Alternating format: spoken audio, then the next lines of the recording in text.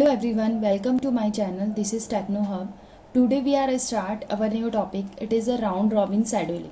ठीक है, पिछले टॉपिक में हमने देखा था शॉर्टेस्ट फर्स्ट हमारा जो भी था. ठीक है, अभी हम देख रहे हैं राउंड रॉबिन शेड्यूलिंग. ठीक है, तो पिछला जो भी हमारा वीडियो था उसमें हम वन टाइम में शॉर्टेस्ट जॉब पे एग्जीक्यूट करवाए थे. अब राउंड रॉबिन शेड्यूलिंग सारा जो हमारा शेड्यूलिंग है उससे बहुत अच्छा शेड्यूलिंग है. ठीक है, ये भी प्राइमेटिव टाइप का ही शेड्यूलिंग है. आइए यहाँ पे देखते हैं कि क्या बताया गया है. Round robin is the primitive process scheduling algorithm. Each process is provided a fixed time to execute is called a quantum. Round robin जो भी है हमारा शेड्यूलिंग है वो क्या है, प्रिमिटिव टाइप का प्रोसेस शेड्यूलिंग एल्गोरिथम है. यहाँ पे प्रत्येक प्रोसेस को फिक्स टाइम पे एग्जीक्यूट किया जाता है, इसलिए इसे क्या कहा जाता है, क्वांटम. अगर किसी प्रोसेस को फिक्स टाइम पे एग्जीक्यूट करते हैं तो उसे हम कहते हैं quantum. Once a process is executed for a given time period it is preempted and other process executes for the given time period. ठीक है, अगर कोई प्रोसेस दिए हुए टाइम पीरियड पे एग्जीक्यूट होता है, ठीक है, तो ये कहलाता है प्रिमिटिव. और अगर दूसरा प्रोसेस एग्जीक्यूट होता है, ठीक है, उसके बाद मतलब अगर कोई प्रोसेस एग्जीक्यूट हो रहा है उतने टाइम पीरियड पे तो ये प्रिमिटिव कहलाएगा.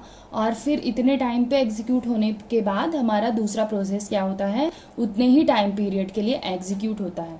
Context switching is use to save states of preempted processes. ठीक है, कॉन्टेक्स्ट स्विचिंग पे हमारा जो भी सेव स्टेट्स है वो प्रिमिटिव प्रोसेस पे डिपेंड करता है. ठीक है, अब हम राउंड रॉबिन का एक छोटा सा न्यूमेरिकल एग्जांपल देखते हैं जिससे आप लोगों को क्लियरली समझ में आ जाएगा.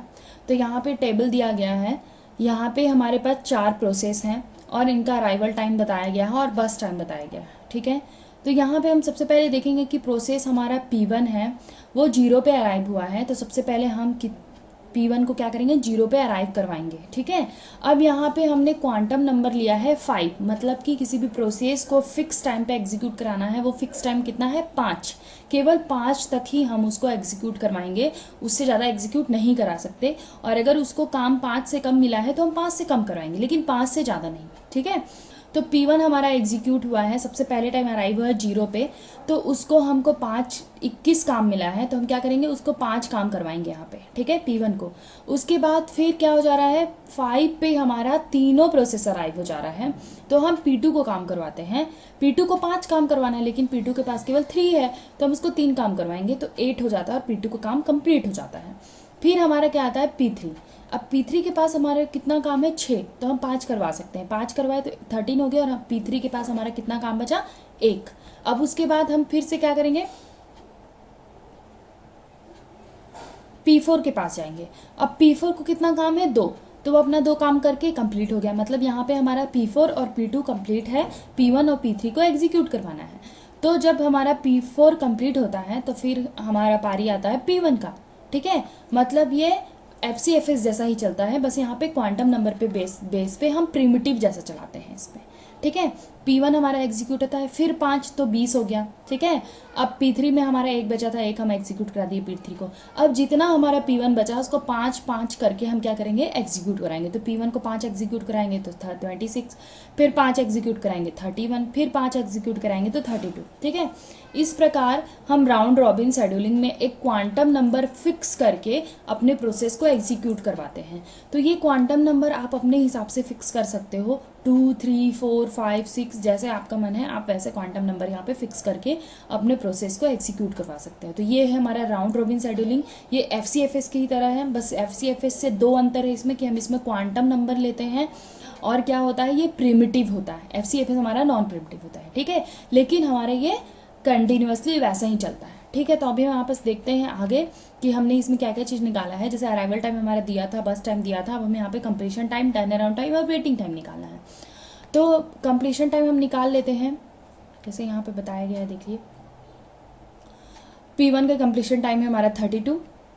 ठीक है, P2 का कंप्लीशन टाइम है हमारा 8, P3 का कंप्लीशन टाइम है हमारा 21. देख लीजिए P3 का. ठीक है, और P4 का कंप्लीशन टाइम है हमारा 15. तो वो हम यहाँ पे लिख दिए हैं। अब टर्न अराउंड टाइम आप लोग सब जानते हैं, फॉर्मूला क्या है, turn around time equal completion time minus arrival time. तो हम क्या कर देंगे, माइनस कर देंगे सारों को 1 by 1, तो हमारा ये आ जाएगा। अब क्या कर लेंगे, वेटिंग टाइम। वेटिंग टाइम का फॉर्मूला भी आपको पता है, waiting time equal burst time minus turn around time minus burst time. ठीक है, तो ऐसे हम इसको निकाल लेंगे। अब यहाँ पे हम आगे देखते हैं कि हम टर्न अराउंड टाइम कैसे निकालें। तो टर्न अराउंड टाइम जो भी हमारा था टोटल 32, 7, 19 और 12, इन सारों को जोड़ के 80 निकल गया हमारा एक टोटल। अब इसका हम एवरेज निकाल लेंगे। ठीक है, अब वेटिंग टाइम क्या हो जाएगा हमारा, वेटिंग टाइम ये 4 है, 4 इसको ऐड कर लेंगे और 4 से डिवाइड कर लेंगे, तो ये हमारा एवरेज वेटिंग टाइम निकलेगा। तो फाइनली हमको एवरेज वेटिंग टाइम ही निकालना होता है। इसमें बस इतना ही करना है फ्रेंड्स, और कुछ नहीं जोड़ना है, कुछ नहीं करना है। राउंड रॉबिन के लिए एक क्वांटम नंबर लेना है और हमको प्रोसेस को एग्जीक्यूट करवाते जाना है और फिर एवरेज वेटिंग टाइम निकालना है। ठीक है, इतना ही करना है। तो ये आप लोग को समझ में आया होगा, शेड्यूलिंग बहुत ईजी है। Thank you very much. मेरे चैनल पे बने रहें, आगे भी बहुत सारे वीडियो बचे हैं इसके। ठीक है, थैंक यू।